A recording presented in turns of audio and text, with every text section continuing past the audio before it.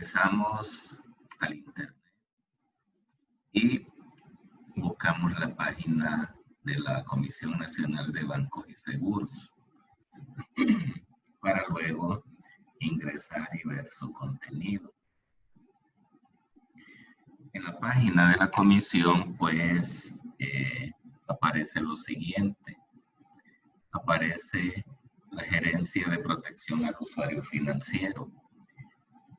Ahí nos ofrece información sobre las quejas que usted pueda tener, que no le atienden, no le responden, se siente afectado, le negaron un producto, no está conforme con las condiciones.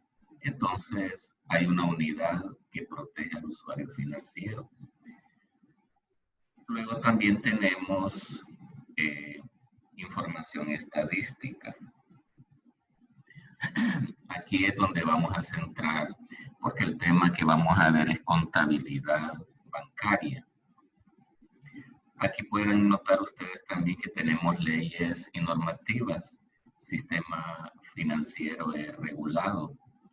Pueden ver ustedes desde el año 95, cuando se llamaba Ley de Instituciones del Sistema Financiero. Luego, en el 2004, salió una nueva ley que se llama Ley del Sistema Financiero. Y en el año 2016 se hicieron unas reformas en las cuales la comisión pues delega toda la responsabilidad en los directores, todo lo que recae sobre el gobierno corporativo. Ahí hay pues declaraciones juradas. Cuando alguien es director de una institución, tiene que asegurar que la contabilidad, la información, los riesgos son administrados adecuadamente, que existen controles internos. Y al ser una declaración jurada y no ser cierto, pues los directores automáticamente quedan ya declarados culpables. Son formas para empezar los procedimientos. Y habla pues alivio de deuda, tarjetas de crédito, las leyes que ha tenido la comisión, las reformas. También tenemos proyectos que ha hecho la comisión. Lo que ha hecho la comisión es pasar a NIF para tener información financiera aparte de la fiscal. Ahora está con otro proyecto que es FinTech, que es la unión de las palabras de inglés, tecnología financiera, Financial Technology. Entonces, y ahora andan con otro tema de inclusión financiera, aquí todo lo que hicieron cuando el FATCA, Estados Unidos empezó a buscar todos los extranjeros, todos los estadounidenses en otros países. Aquí también las reformas que la comisión va a ir haciendo aparecen en esta página. Cuando alguien quiere abrir un nuevo banco, una financiera, entonces aquí hay las gestiones electrónicas también, ahí aparece. Sitios relacionados, los bancos, las otras superintendencias, organismos internacionales, pues ahí hay de todo eso. Entonces vamos a entrar a información financiera.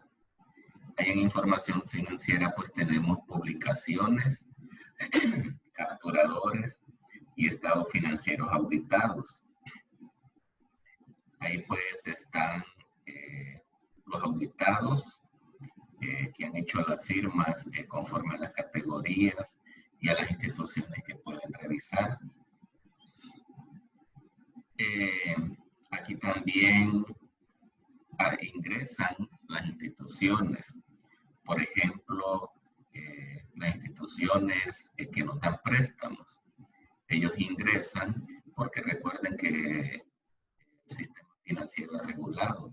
Ellos capturan los saldos de las deudas que tenemos y eso alimenta la central de riesgos, que se llama Central de Información Crediticia. Entonces los bancos, financieras, cooperativas alimentan, entran aquí, están los instaladores que recogen la información, los códigos de las instituciones, que es para efectos de identificación. Cada institución tiene un código. Información contable, saldo, diarios, toda esa información se sube, controles generales, el encaje, normas complementarias de transparencia. Ahí pues en normas complementarias de transparencia es importante porque hay datos que son importantes para nosotros como usuarios financieros. Y también el sistema asegurador creó algo parecido a la central de riesgo, solo que en este caso es personas que compramos seguros y tenemos mala conducta, o sacamos seguros y no los pagamos. Igual también hay que reportar las tasas activas y pasivas, las tasas que nos cobran y las tasas que nos pagan por nuestros ahorros.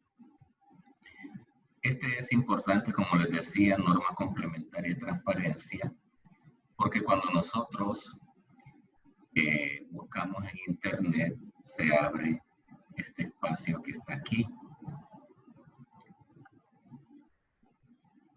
Y a usted como usuario financiero le interesa conocer las tasas de interés, los costos, la tasa real que nos aplican, las comisiones cuando sacamos tarjetas de crédito, los costos, ¿verdad? Que a veces salen cláusulas y costos adicionales que no estamos de acuerdo. Igual pues sus respectivas gráficas. Esto es de interés, ¿verdad?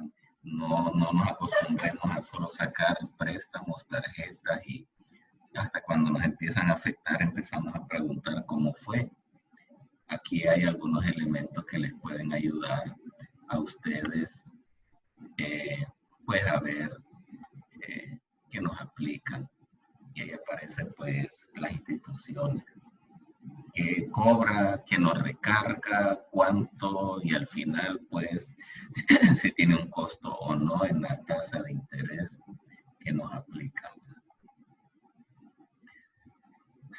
Pues les decía, están los auditados, los capturadores que alimentan la información que tiene la comisión y entramos a publicaciones estadísticas y financieras.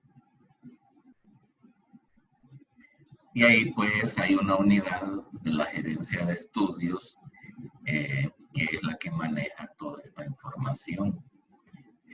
Todo lo que se captura y aparece, pues van a ver ustedes que hay tasas de interés aplicables a las tarjetas, las instituciones supervisadas. Puede ser que a usted en algún momento le ofrezcan algún producto, puede venir aquí y ver si está autorizada.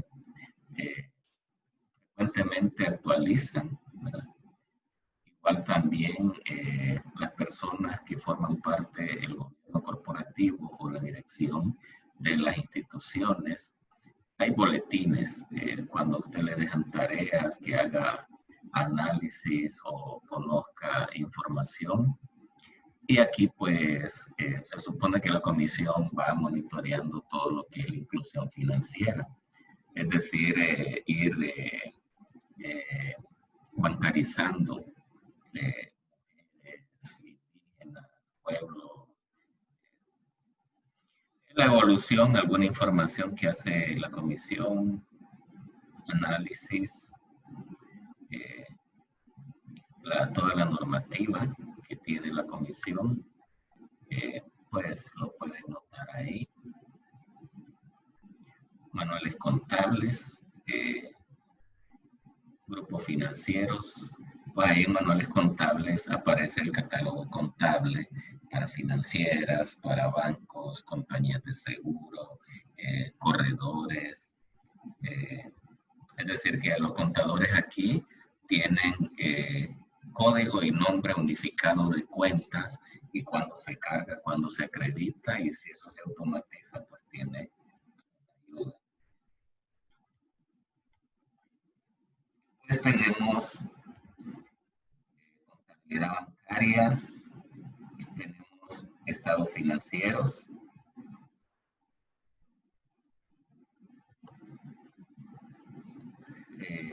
las razones financieras, los rankings o clasificaciones que tienen, préstamos nuevos, las tasas de interés promedios, alguna información general sobre los depósitos, y vamos a entrar a ver lo que es la contabilidad. Aquí está un histórico que ha venido acumulando todo, ¿verdad? Entonces por eso dice hasta diciembre. Pero vamos a ver los estados financieros de los bancos. Y pues dice que estas estadísticas están en base al catálogo NIF.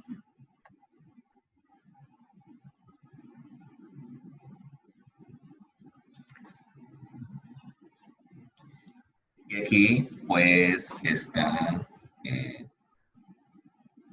el estado financiero o situación financiera, el estado de resultado, pero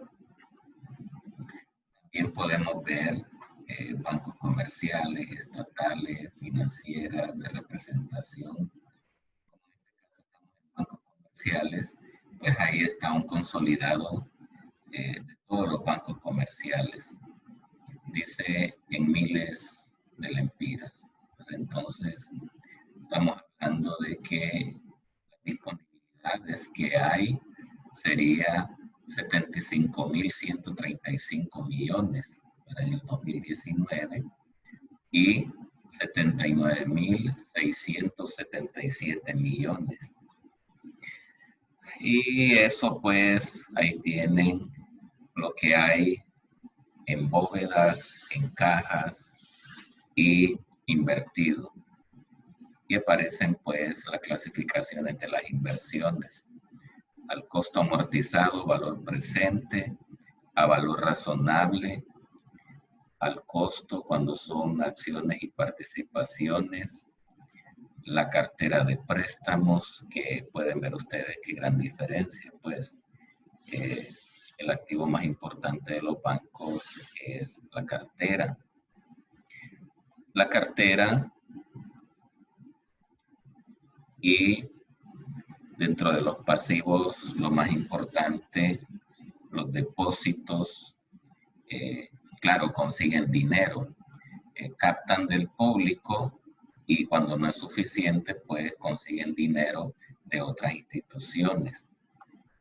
Y otro elemento importante es el patrimonio de los bancos, el capital. Pues aparte de tener el catálogo contable, cómo se cargan y se acreditan, pues hay normas que regulan la conducta de estas cuentas. Ahí pues tienen otros elementos como contingencias. Nosotros enseñamos que las contingencias no se contabilizan, pero en el caso de los bancos, la comisión hace sus propias regulaciones.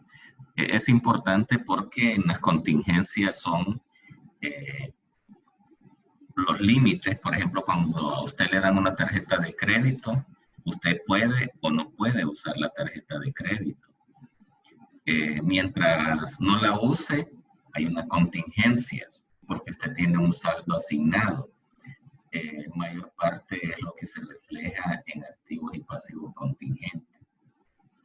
Y tenemos también las cuentas de orden, que en las cuentas de orden hay información estadística, como la clasificación de la cartera. Cuando sacamos préstamo y damos garantía, en cuentas de orden o fuera de balance se lleva el control de qué es lo que usted dejó en garantía. La cartera de crédito pues se clasifica, ¿verdad? los grandes comerciales en grandes y pequeños microagropecuarios, los préstamos de consumo, los préstamos para vivienda y administración de cuenta ajena. Esto es que los bancos hacen cobranza por cuenta ajena, o administran fideicomisos, hacen cobranza de luz, agua, y esto se lleva en estas cuentas. Bueno, entonces, cuando nosotros depositamos en un banco, el dinero cae como un pasivo y una parte va al Banco Central como encaje o como liquidez. Pero antes, una norma de regulación de los bancos era que podían prestar hasta 10 veces lo que tenían recibido. Es decir, que los bancos pues tienen esa capacidad de producir dinero, de especular, ¿verdad? Es decir, que si usted deposita 1000 empiras en el banco lo puede prestar 10 veces. Entonces esos 1000 empiras se pueden convertir en 10.000 empiras. El encaje lo que hace es reduce esa capacidad de los bancos para multiplicar el dinero. Por eso ustedes van a escuchar que los banqueros nunca están conformes con el encaje, porque el encaje lo que hace es reduce la capacidad de multiplicar el dinero. Y eso pues afecta la economía, afecta las políticas crediticias y cambiarias del Banco Central. Entonces, una forma de regular es el encaje. Les sirve como restricción y a la vez es un resguardo del dinero porque de lo que reciben los bancos una parte va al Banco Central. Y como se supone que el gobierno nunca quiebra, el Banco Central nunca quiebra, pues ese dinero es líquido y seguro para cualquier situación que puedan enfrentar. Otro elemento importante, aparte del encaje, es el capital social. Pues los bancos tienen que tener la capacidad para absorber todos los riesgos y consecuencias que pueden tener. Entonces, pues se vigila el patrimonio de los bancos. Y por aquí he buscado algunas normas que son de interés. Pues tienen ustedes siempre en la página de la Comisión Normas y Prácticas Internacionales. Aunque el mercado de valores no es activo, pero existe la regulación por cualquier cosa, crisis bursátil que quebraron puestos de bolsa y quebraron personas y murieron personas que ahorraban, pues se fortaleció la regulación, pero no la confianza. Y hay principios para el mercado de valores. Hay principios también de solvencia para las compañías de seguros y hay principios de Basilea. La Basilea es el organismo que va regulando conforme a las experiencias. Entonces, y esto lo que hace es, son entes que se especializan, que analizan las situaciones o circunstancias que acontecen y en base a eso tiran lineamientos. Aquí en Honduras, lastimosamente, no hay experiencia, sino que esas experiencias y regulaciones se importan y se aplican, ¿verdad? Entonces, por eso van a escuchar ustedes que los banqueros nunca están conformes con las regulaciones que aplican, pues porque son importadas, no ajustadas a las experiencias del país, ¿verdad? Aquí tienen ustedes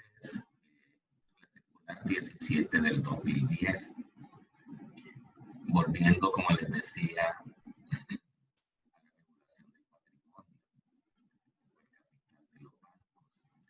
Hay una norma que se llama de adecuación de capital de los bancos.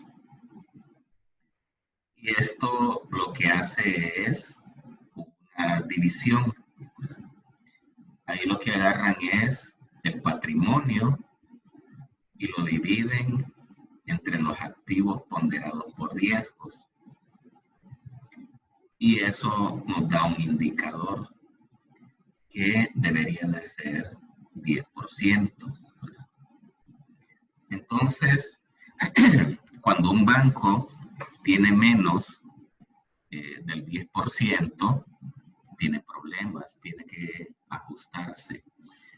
Pero si se reduce tanto y llega hasta un 6%, pues se declara en quiebra. Entonces, este indicador lo que hace es monitorear dentro de la información estadística, ese indicador, pero si tienen curiosidad. ¿Qué hacen? Pues clasifican qué es patrimonio, que va en el numerador, capital primario y capital complementario.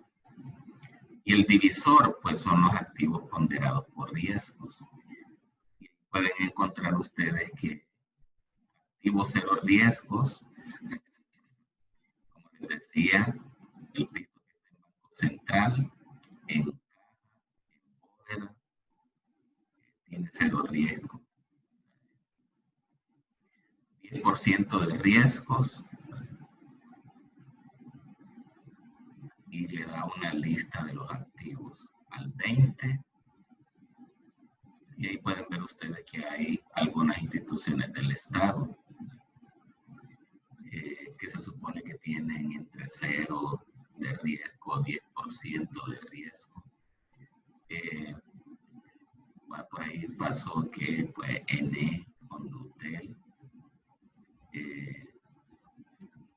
en teoría son instituciones que tienen menos riesgo que nosotros, ¿verdad? N, Condutel, Portuaria, siempre un poquito el tinte que en teoría el Estado, el gobierno nunca quiebra, por eso el porcentaje de riesgo es bien bajo. Ponderados con 100% de riesgos, es más riesgoso invertir en bienes raíces, mobiliario, que en los listados anteriores, ¿verdad? Al 100%, al 150% de riesgos. Y como les decía, tiene que ser un resultado del 10% o más. Si ya nos da menos del 10%, hay que entrar a un proceso de regularización, a capitalizar a riesgo de quedar en quiebra o insolvente, ¿verdad? Entonces, aparte de la contabilidad, no solamente es cuánto es el patrimonio, sino que hay que estarlo vigilando para que sea suficiente para que pondere los riesgos. Si va a invertir o depositar en tal cosa, pues ya pueden ver ustedes que va desde 0% de riesgo hasta 150% de riesgo. Claro, entre más riesgo coloca el dinero, el índice va a empezar a disminuir. Entonces, por eso a veces hay que comprender que para las instituciones financieras no es fácil. A veces uno dice que tienen exceso de liquidez y no prestan. Bueno, pero si prestan, ya pueden ver ustedes que las calificaciones de riesgo les inciden. Pero por hacer una acción de colocación, les obliga a ellos a poner capital, ¿verdad? En teoría lo que se busca es que si usted es banquero y pone en riesgo el dinero del público, pues se le obliga a usted a invertir, a poner también de su capital. Pero entonces ahí es donde entra ese dilema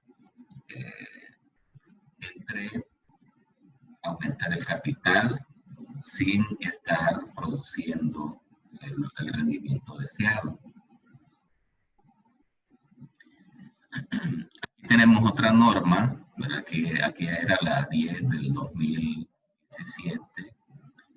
Aquí tenemos la norma 8 del 2008.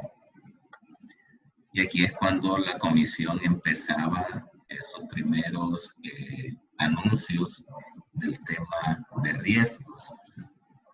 Claro, esto va asociado a los activos ponderados de riesgos. Y eso obliga a la comisión a establecer lineamientos de familiarizarse con el riesgo de crédito y el riesgo de inversiones. Pues notarán ustedes que nos estamos refiriendo ahora a las primeras cuentas de activos, ¿verdad?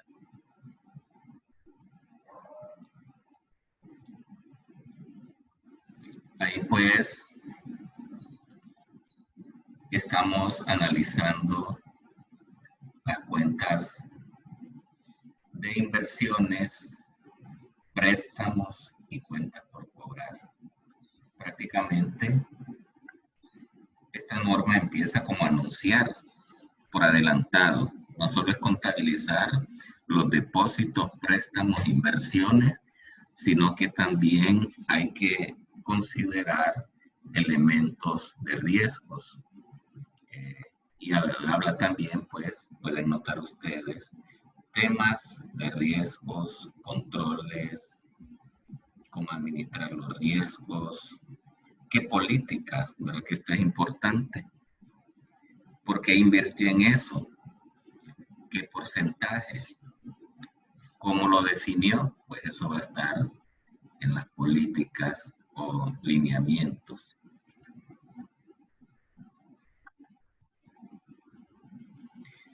También el activo más especial decíamos que era la cartera crediticia.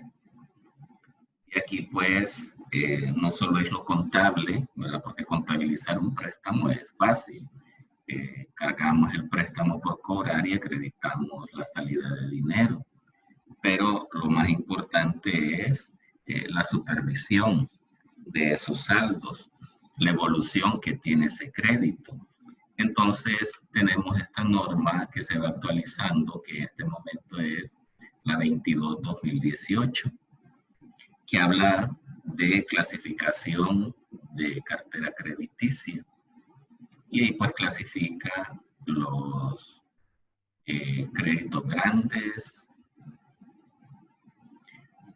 y habla también del capital mínimo, que ya lo vamos a ver, cuánto se ocupa para abrir un banco, que es la base. Cuando se le presta a alguien más del 6% del capital mínimo de un banco, estamos hablando que es un gran deudor comercial. Y la clasificación pues tiene que ver mucho con la capacidad de pago del deudor.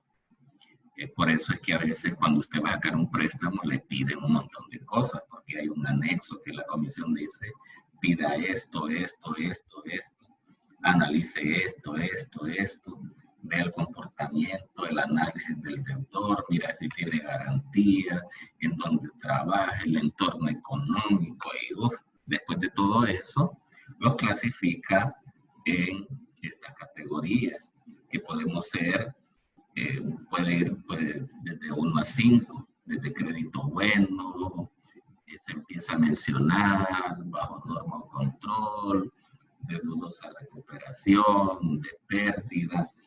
Y esto pues estamos hablando de los activos ponderados por riesgo. Entre más se acerca pérdida, más reserva y más estimación de dudosa recuperación. Y eso se traduce para el banquero en más capital. Tiene que poner más capital. Quiere seguir prestando al transporte, ponga más capital. Al comercio, ponga más capital. Si son sectores que se atrasan, pues ponga más capital. Entonces, por eso la mora pues afecta la clasificación. Y recordarán que todo esto va en las cuentas de orden, todas esas clasificaciones. Aquí están, clasificación de la cartera crediticia. No solo es contable, sino que también hay un fundamento regulatorio.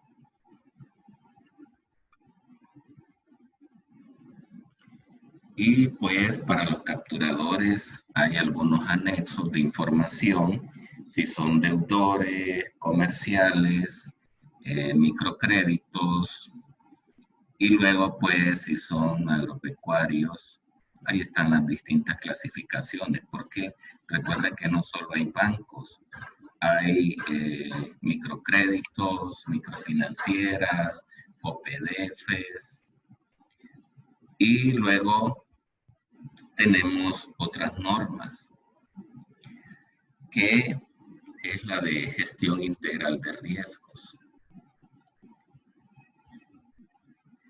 Porque no solo tenemos el riesgo de crédito, tenemos el riesgo de crédito es que la persona se atrase o no pague o no devuelva el dinero.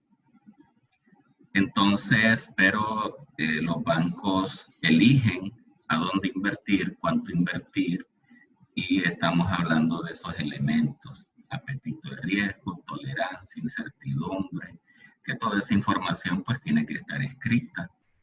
Y aquí hay un poco lo que ven ustedes en auditoría, elementos de la gestión integral de riesgo, para que es elementos del control interno, el ambiente, los objetivos, la identificación de riesgos, los riesgos, cómo se administran, monitorean.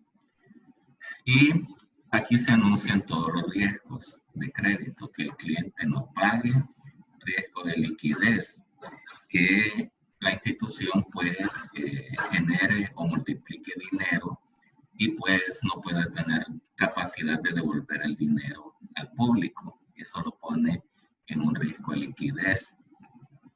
Un riesgo de mercado, pues que las tasas, los tipos, las cotizaciones puedan afectar negativamente. Riesgo operativo, pues que las personas o las máquinas se equivoquen. El riesgo legal, hacer un contrato, producto, y pues puede verse afectada la institución y los demanden. Riesgo estratégico, bueno, no tener un horizonte claro de las estrategias, de los objetivos, de las políticas, de los controles, de los límites, la tolerancia. Y riesgo reputacional, bueno, que la credibilidad de la institución, ¿verdad? Que hay reputación, que a veces uno clasifica o identifica las instituciones que cobran mucho, que mucho control, que andan en conducta inadecuada. Entonces, todos esos son los riesgos. Pues les decía que esto nace a raíz de alguna experiencia. Pues el índice de adecuación de capital antes solo consideraba el riesgo de crédito. Pues se creía que un banco podía quebrar porque la gente no pagara. Pero después Basilea, a raíz de las experiencias, se va dando cuenta de otras situaciones, ¿verdad? Y ellos se dan cuenta que el mercado afecta. Y esto pues, la crisis financiera de inmobiliaria, pues abrió el riesgo de mercado, ¿verdad? Porque ahí con el riesgo de mercado, los precios de las viviendas, si ustedes recuerdan, pues, los bancos ambiciosos en Estados Unidos empezaron a prestarle dinero a todo mundo, porque era dinero regalado o a bajo costo de la Reserva Federal o el Banco Central de Estados Unidos. Y ellos pues lo hicieron, empezaron a tener dinero barato y sacarle rendimiento, se inventaron productos y le empezaron a prestar a gente sin capacidad de pago. Entonces llegó un momento que la gente no podía pagar. Entonces el que era responsable seguía haciendo esfuerzo, pero la gente que había comprado vivienda y no tenía capacidad de pago le empezó a devolver. Entonces eso provocó una caída en el precio, porque alguien que tenía un préstamo de vivienda de $600,000, la casa de la par la estaban vendiendo en $10,000. Entonces lo que la gente hacía era devolvía la casa para comprar barato. Entonces Basilea se da cuenta de eso y eso dice es el mercado. Un riesgo de precio afecta pues el mercado y afecta los tipos de cambio y tasas de interés, porque eso produce que países que se relacionan con las monedas o le prestan a Estados Unidos empiezan a modificar. La comisión saca este riesgo de mercado, pero como les decía, basado en experiencia mundial, general, pero no ajustado a la realidad de Honduras. Y luego pues aparece el otro riesgo de liquidez. A raíz de la crisis inmobiliaria, pues los bancos lo que tienen en las bóvedas son las escrituras, ya no tienen dinero. Entonces tienen un problema de liquidez. Y lo que tienen son escrituras, que son dueños de inmuebles sobrevalorados que la gente no los quiere de los inmuebles baratos. Entonces los bancos se quedan sin dinero, solo quedan con escrituras y viviendas. Entonces viene Basilea y identifica el riesgo de liquidez. Y después con ese problema se da otro tipo de riesgos que es el operativo. Es cuando las personas o las máquinas se equivocan. Por ejemplo, el banco Lehman Brothers era un banco con más de 100 años de historia, un banco alemán. Y resulta que esa institución empieza a cotizar y vender, pero un corredor ingresó mal la información. Por decir, en vez de ingresar 300 euros cada acción, se equivocó y puso 3 centavos de euro. Entonces ya se dio la discusión, error humano o error tecnológico. Error humano porque se equivocó, no, error tecnológico, porque si me preguntara que estoy de acuerdo de hacer esa transacción, una ventanilla que me pregunte de nuevo, bueno, y al final falla humana o falla tecnológica es el riesgo operativo. Y así pues, en el mundo se han visto involucrados en problemas de tipo legales, de tipo estratégico, que de repente cambian metodología, negocio y reputación, ¿verdad? Entonces, esta es la norma de gestión integral de riesgos. Y nosotros como contadores, pues, más adelante vamos a tratar de ver en los estados financieros cómo se contabilizan esos riesgos, porque al final decíamos que van a impactar en el patrimonio o en el capital. Hasta ahorita solo podemos ponderar el riesgo de crédito y vamos a ver otra norma, ¿verdad? Que es el riesgo operativo, como les decía, que ahí es fallas humanas y fallas tecnológicas. La comisión lo tiene en la norma 195/2011. Esta es la parte conceptual, pero riesgos en materializarse se convierten en pérdida y pérdida de capital que van a venir a afectar el patrimonio. Y hay que ver cómo vamos reconociendo o contabilizando esos elementos. Y ya pues, por si ocurriera algún problema de liquidez basado en la crisis inmobiliaria, sale esta norma de gestión de riesgo y liquidez. Esta norma empezó a salir en el 2010, ya ahorita va como en el 2018, se ha ido ajustando bastante, ¿verdad? Porque claro, les decía que el problema de liquidez sobrevino de una crisis inmobiliaria de precios de mercado. Y el riesgo de mercado va asociado a este riesgo de liquidez. Entonces, en algunos países sale junto riesgo de liquidez y riesgo de mercado.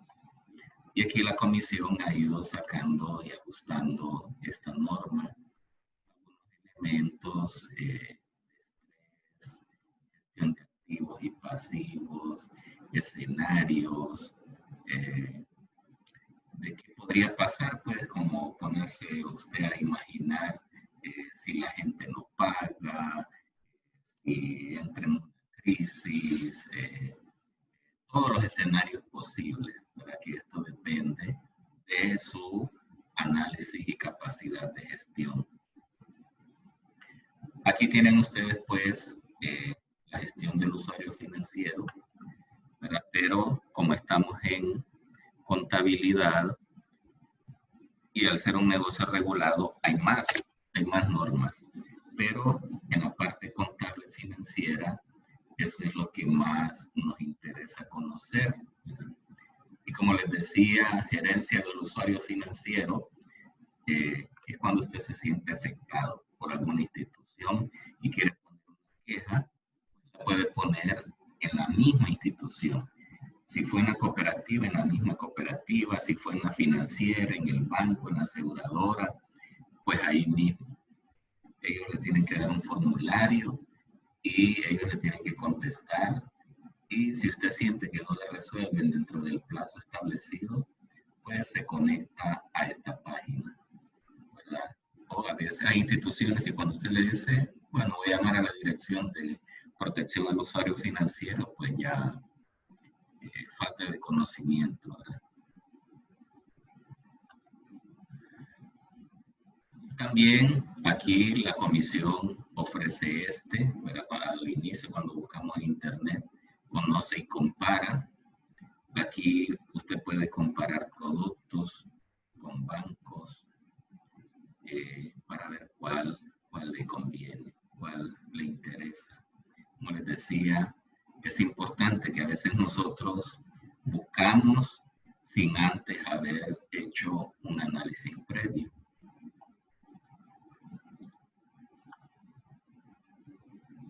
¿Verdad? Que esto era lo que les decía de transparencia también, que es importante para uso de nosotros. También tenemos Banco Central, que Banco Central antes manejaba información financiera de los bancos, pero ahora esto se ha vuelto como privado, ya no está disponible, antes estaba mucha información disponible.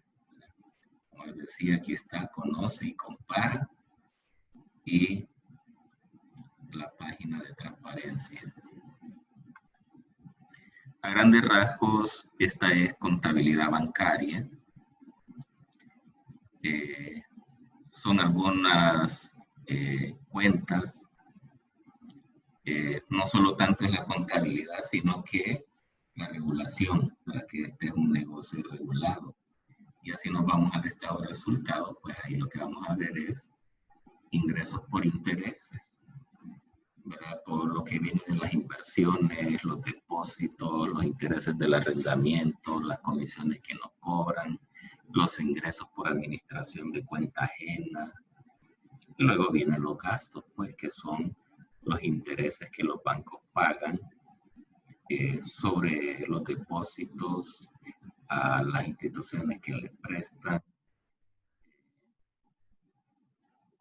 instituciones que pagan, porque, claro, algunos productos son subcontratados. Y a grandes rasgos, pues, esos son los valores, ¿verdad? Y de ahí pues sale la utilidad y el impuesto.